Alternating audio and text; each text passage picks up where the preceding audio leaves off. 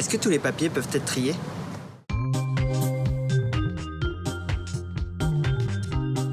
Que ce soit des journaux, des magazines, des prospectus, des publicités, des enveloppes, des cahiers, des tickets de caisse, chaque année, ce sont plus de 2 millions de tonnes de papier qui sont consommées en France et qui peuvent être recyclés.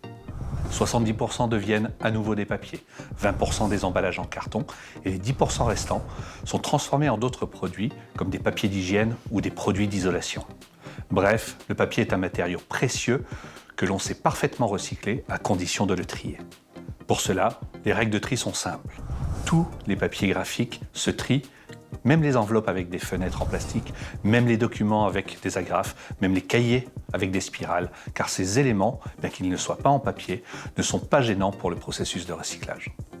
En revanche, pour qu'ils soient mieux captés en centre de tri, mieux vaut ne pas les déchirer ni les froisser. Idem, on peut trier les papiers cartonnés comme les cartes postales, les billets d'avion ou encore les livres avec des couvertures rigides. Eux aussi peuvent bénéficier d'une seconde vie.